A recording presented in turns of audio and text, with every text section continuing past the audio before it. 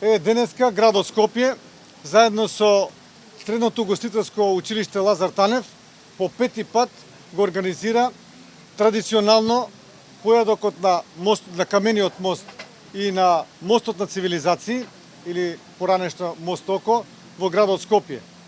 Драго ми е што секоја година се повеќе се заинтересирани луѓето да дојдат овде, пред се да се дружат, да разговараат, да разменуваат мислења од сите делови на градот Скопје, од сите општини, од сите националности.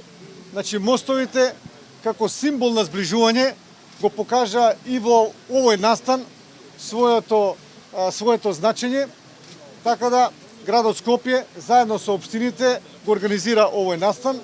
Би сакал да се заблагодарам на сите донатори кои што донира храна за овој појадок на мост, и можам да кажам дека оваа година имаше толку голем број на донатори што храната дори не можевме да ја спакуваме во доволен број.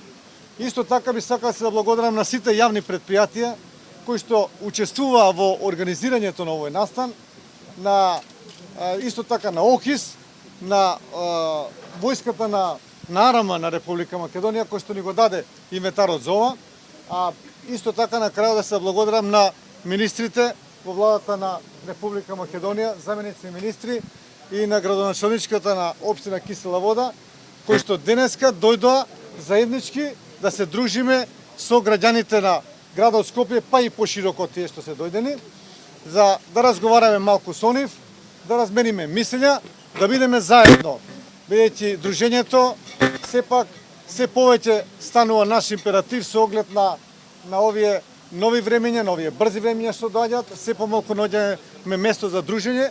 Инаку традиција е во Република Македонија, па и пошироко, да луѓето си наоѓаат начини, мотиви, значи како да дојдат на едно место и да се дружат. Традицијата покажала, минатото покажало дека нашите луѓе знаеле да се дружат. Ова е една нова форма која што градот Скопје заедно со општините и заедно со владата ја организираме, за да бидеме еден ден во годината сите заедно на ова символично место. Би им посакал на сите пријатно дружење и пријатен доручек, и следната година да бидеме во што поголем број. Важно е дружењето, заради тоа што сепак 4-5 дена пред доручекот луѓето си разговарале дека треба да дојдат овде. После овој доручек исто така неколку дена ќе си разменуваат мислења, ќе си стекнуваат пријатели од другите делови на градот Скопје. Се надевам дека многу пријателства овде ќе се стекнат, многу размислувања, многу доживувања ќе се кажуваат, така да тоа е главната цел поради која што го организираме овој појадок на мост. Колку лица очекувате да јас?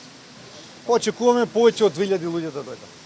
Само нека не послужи малку повеќе времето, и мислам дека оваа година, за разлика од минатите години, надминати се сите оние, како да кажам, несогласувања, проблемчиња мали што има, така да оваа година мислам дека е во најдобар ред организирано.